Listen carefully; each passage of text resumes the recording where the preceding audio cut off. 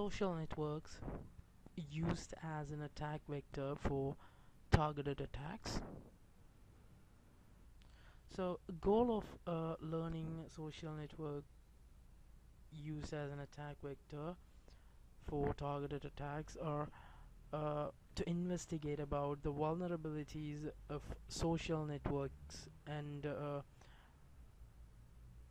targeted attacks used for advanced persistent threats scenarios. Since the evaluation of social media like Facebook, Twitter, and other sites, hundreds and millions of people have interacting throughout with those sites. They keep sharing information related to their daily lives, likings, their habits, and their friends, and and also their personal information. However, by sharing these information with their virtually friends in the social media networks, they are providing information to others about themselves by risking and revealing their about them to the others. Social networking has changed many people's lives in a tremendous way, also in both professional lives and personal lives. And that also plays a significant role to set business goals, since there are hundreds of millions of people interact via social network sites. In recent years, with the development of social networks, it also attracted attackers more than ever to target. Oh, wait.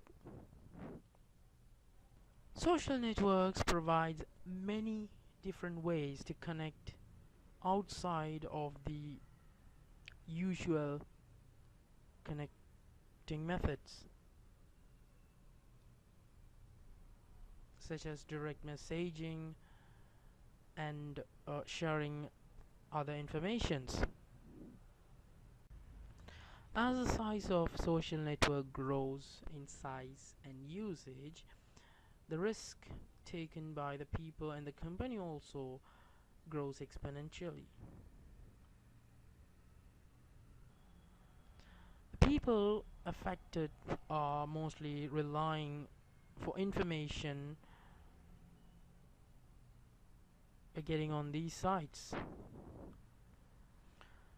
Manipulating information or scamming, impersonating information leakages and cyber attacks can be used as a techniques to to make vulnerability. At the same time, social networks can be used for many other reasons, such as marketing, relationship, branding, and so on. So it has a very good advantage over the traditional methods. But in the other hand, also it is very much helpful for cyber criminals to initiate an attack with the help of these kind of tools. Worms, phishings, Trojan horses, botnet attacks, impersonating as in any other ones, or cross-site request forgeries are some of the attacks can be accomplished by attackers with the help of any social network tool.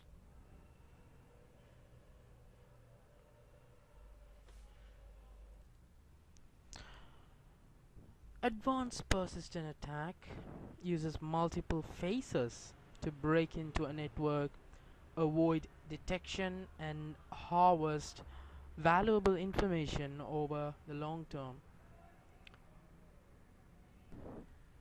An APT aimed attack on a specific target with an intention of compromising a system and gaining information from the target or about the target. It can be a person or an organization or a business. When these threats were doubted the targets were governments or military organizations. Usually, in a simple attack, the intruder tries to get into a system and get out as soon as possible in order to avoid the detection by the network intrusion detection system. But an APT attack, in the other way, its goal is not to get in and out as quick as possible, but to achieve ongoing access. So, to maintain the access without getting discovered by an IDS or IPS, the intruder, he must continuously rewrite the code and employ some sophisticated evasion techniques. So some advanced persistent threats are very much complex, and that they require a full-time administrator. APT attackers usually use a social engineering type called spear phishing to gain access to the network through a legitimate way. So once access have been achieved, the attacker can create a backdoor into that network. Detecting an APT attack is very difficult.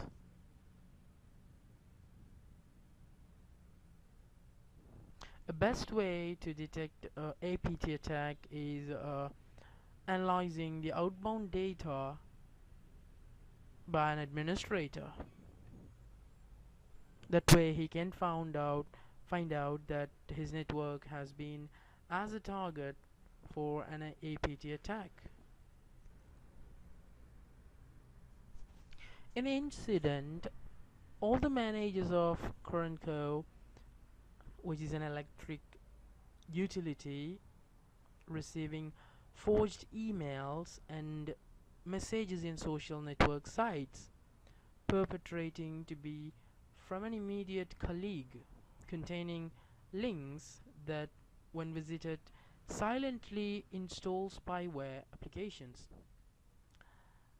The week before, many of the members of the utility engineering team received the USB flash drives at a conference, and the drives containing a hidden rootkit installed when the engineers open vendors' sales materials.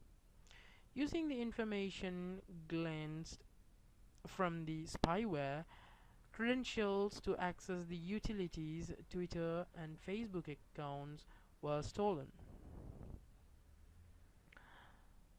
So first, when reporting these kind of incidents, the issue must be reported to the respect media directors and also to the IT specialist at the organization, so it can be stopped from further spreading within the company by warning employees regarding the attack. And also, it is better to report to respective social network sites when the issue is found where the employees of the company received forged messages. So as a second step, the issue should need to be corrected. So on a simple attack, usually an intruder just get in and get out as soon as possible to avoid the detection. But in APT attack is completely different. It is about getting or achieving an ongoing access.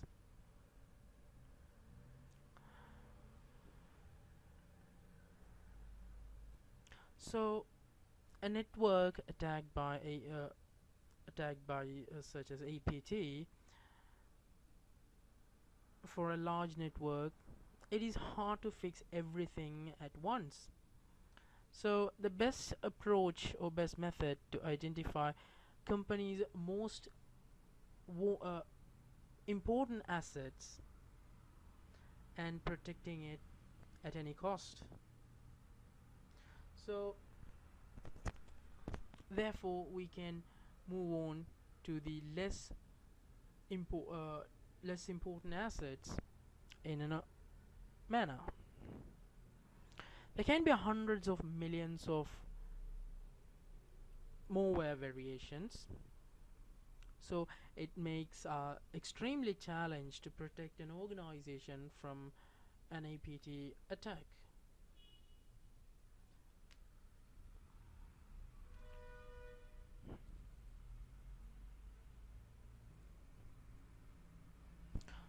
So to prevent future attack, the APT attacks can be different from one another. So we can't use a single defensive mechanism to prevent from different types of APT attacks.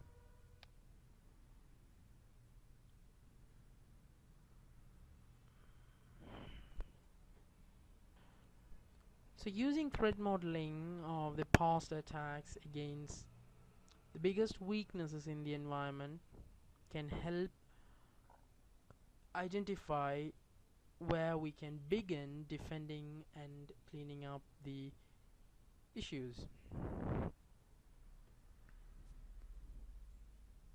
So it can be implementing least privilege authentication and access control, so it will help to slow down damage from up next future APT attacks, and patching every OS, browsers, add-ons and etc.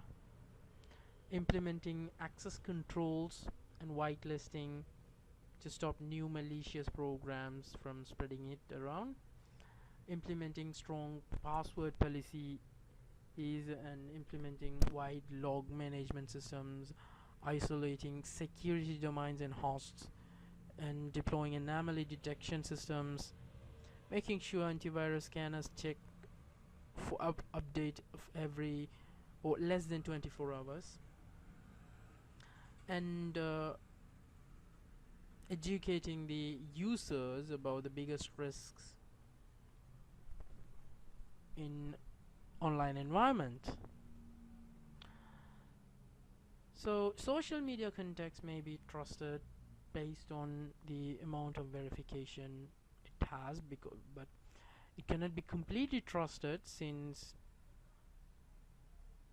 from the beginning it may gone through very vast amount of verification, a vast amount of modification. Therefore it cannot be completely trusted, but it can trust it up to a certain level, since not all accounts cannot be get verified by the social network sites. Therefore verified accounts can be trusted up to a certain level.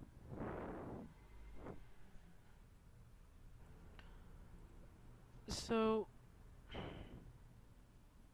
in social media, a trust can be established by the organization with some other factors. It can be, it cannot be that easy as said, since it need a lot of strategies and executed consistency, which bring us closer to trusting and building a dedicated audience.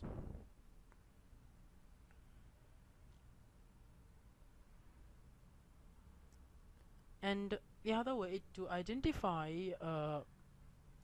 who made the posts on social media on behalf of the organization, they leave short codes or a hashtag to identify the user. So posts without these kind of codes can be can be considered as a malicious activity on the account. And as last, for forensic purpose, data can be collected from social network, simply the post itself, and date and timestamps, recent login attempts, logged in devices, and its locations can be collected for the forensic analysis purpose. So it can be collected by internal CERT team or security analyst team to analyze the malicious activities on entities' social media accounts. So for further, it can further details can be collected by contacting the social network organizations.